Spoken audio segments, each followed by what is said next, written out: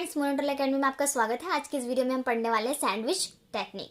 So friends, पिछली video में हमने पढ़ा था कि इम्यूनोफ्लोरेसेंट मेथड के अंदर हमने आईआईएफ और डीआईएफ पढ़ा था हमने। तो हम इसके बारे में और फुल डिटेल पढ़ने वाले हैं सैंडविच मेथड से, ठीक है, सैंडविच टेक्निक से। सो आईआईएफ, इनडायरेक्ट इम्यूनोफ्लोरेसेंट, ठीक है, this technique is use to detect antibody. हम इस टेक्निक को एंटीबॉडी डिटेक्ट के लिए यूज करते हैं, present in the patient serum by using specific antigen, ठीक है। मेथड है फ्रेंड्स, इसका हम मेथड पढ़ने वाले हैं। सैंडविच टेक्निक का मेथड क्या है? So tissue containing non antigen is fix to the glass slide. अब हम टिश्यू कंटेनिंग नॉन एंटीजन, जो टिश्यू कंटेन कर रहा है एंटीजन, हम उसको फिक्स करेंगे ग्लास स्लाइड पे। The patient serum containing the test antibodies over the tissue, ठीक है। सो इंक्यूबेट दी स्लाइड को इंक्यूबेट करना है। If there is antibody specific to the antigen present in the patient serum, the antigen will bind to the antibody. अगर antibody जो specific antigen है वो present होगा पेशेंट के सीरम में, तो एंटीजन क्या होगा, एंटीबॉडी के साथ बाइंड करेगा।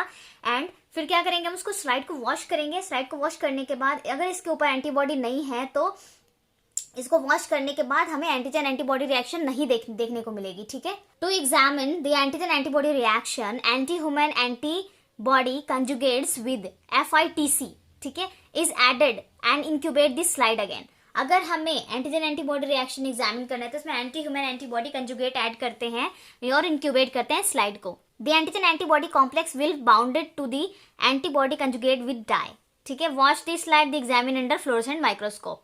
ऑब्जर्वेशन क्या है friends? Present of bright green colour indicates that the present serum containing antibody against at non antigen present in the tissue, ठीक है। हमें प्रेजेंट, अगर एंटीजन एंटीबॉडी प्रेजेंट है वहां पे, रिएक्शन हुई है, तो ब्राइट ग्रीन कलर का हमें देखने को मिलेगा वहां पे, ठीक है। If there is no antibody present in the patient, serum is gets wash off during the washing step. तो सीरम क्या होगा, वॉश हो जाएगा। अगर उसके साथ एंटीजन एंटीबॉडी प्रेजेंट नहीं है तो क्या होगा, सीरम हो जो वॉश हो जाएगा, ठीक है। सो यहाँ पे कुछ छोटे से रिएक्शन के थ्रू बताया हुआ है। आपके पास नॉन एंटीजन है और अननोन एंटीबॉडी है, तो इंक्यूबेट और वॉश किया तो एंटीजन एंटीबॉडी कॉम्प्लेक्स बनी, ठीक है। यहाँ पर आपके पास एंटीजन एंटीबॉडी कॉम्प्लेक्स है, आपने एंटी ह्यूमन एंटीबॉडी के साथ उसको रिएक्ट करवाया, इंक्यूबेट करवाया, वॉश करवाया, तो आपके पास एंटीजन एंटीबॉडी रिएक्शन देखने को मिली, ठीक है फ्रेंड्स। ये छोटा सा आपका यहाँ पे रिएक्शन दिया हुआ है। Application of IIF. अब हमारा इम्यूनोफ्लोरेसेंस, इनडायरेक्ट इम्यूनोफ्लोरेसेंस का एप्लीकेशन क्या क्या है? It is use is parasitology and bacteriology. इसको हम पैरासाइटोलॉजी और बैक्टीरियोलॉजी में यूज करते हैं। They have to detect immunoglobulin deposit in skin disease, it's have to detect IG deposit in kidney disease. So हमारा स्किन डिजीज होता है और किडनी डिजीज होता है, उसमें हमारा जो इम्यूनोग्लोबिन है वो डिपॉजिट हो गया है, तो उसको हम पता लगा सकते हैं। It helps in detection of auto immune antibodies in this serum. Auto immune antibodies को डिटेक्ट करने के लिए भी हम मैथड करते हैं, ठीक है। इसको हम साइटोजेनेटिक्स में भी यूज करते हैं। इसके एडवांटेज क्या है फ्रेंड्स? इसकी एडवांटेज है, इट इज हाईली सेंसिटिव। ये हाईली सेंसिटिव है। A single antibodies can conjugate to be use detection human antibody in the patient serum to any antigen, ठीक है। हम उसको डिटेक्ट करने में हेल्प होता है। डिसएडवांटेज क्या होता है इसके? It is a time consuming procedure, it is expensive. ये टाइम कंज्यूमिंग मेथड है, ठीक है, इसमें बहुत सारा टाइम कंज्यूम होता है और ये एक्सपेंसिव मेथड भी है। So interpretation with specific reference to kidney disease, ठीक है। अब हम इंटरप्रिटेशन करते हैं स्पेसिफिक रेफरेंस की किडनी डिजीज के अंदर, ठीक है। So immunofluorescent microscope is a very important technique for the diagnosis of glomerular disease. Glomerular disease occurs due to the deposit of immunocomplex, that is antigen antibody complex. So जो हमारा glomerular disease है किसी की वजह से होता है, antigen antibody के डिपॉजिट होने से होता है, ठीक है, कॉम्प्लेक्स के डिपॉजिट होने से। तो these complex are deposit of IgG, IgA and IgM, ठीक है। ये कौन सा होता है हमारा इम्यूनोग्लोबिन?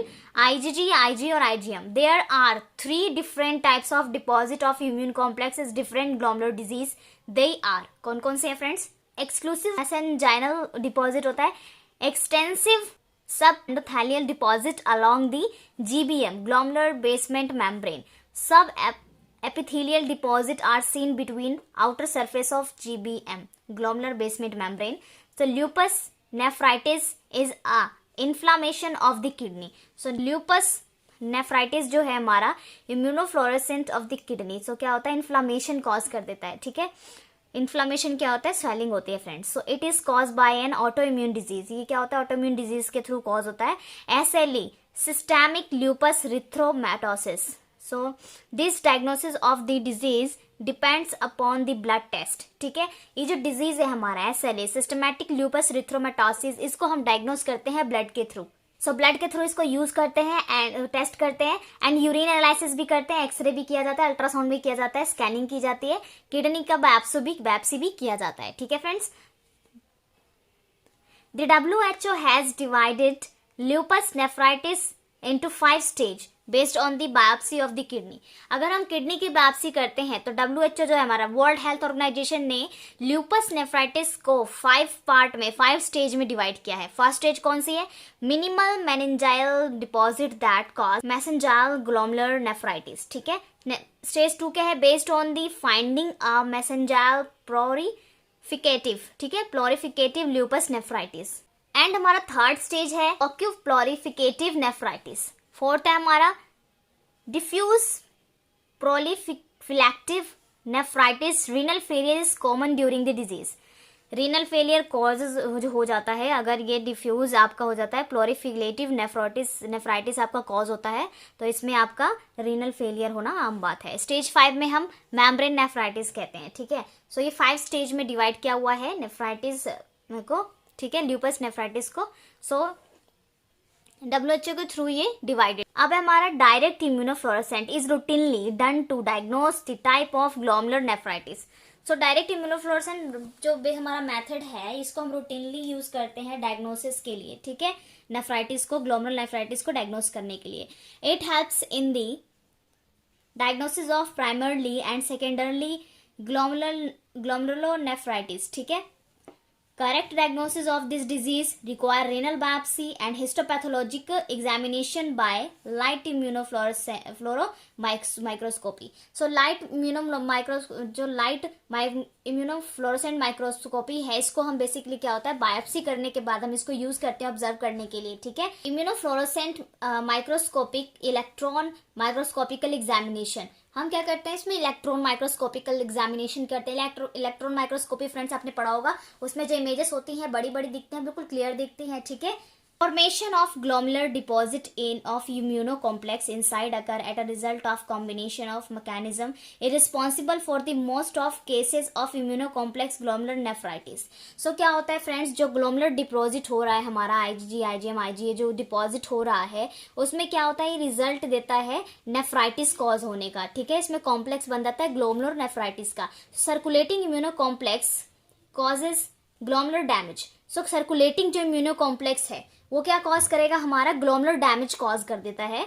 ठीक है, antigen antibody complex are formed in the circulation and then trapped the glomeruli. ठीक है, तो क्या होता है, ट्रैप्ड हो जाता है, जो हमारा ग्लोमेरुलर है वो ट्रैप्ड हो जाता है। They are procedure glomerular injury, इसमें क्या होता है, ग्लोमेरुलर इंजरी हो जाती है। सो बेसिकली आपकी जो किडनी के अंदर है ग्लोमेरुलर फिल्ट्रेशन होता है, जो क्या करता है, प्यूरिफिकेशन में हेल्प करता है। अगर ग्लोमेरुलर इंजरी हो जाती है, वो डैमेज हो जाता है, तो आपका जो फिल्ट्रेशन हो रहा है वो भी रुक जाता है, जिसकी वजह से क्या होता है, आपकी किडनी भी डैमेज हो सकती है। ठीक है फ्रेंड्स, ये एक दूसरे से रिलेटेड होते हैं।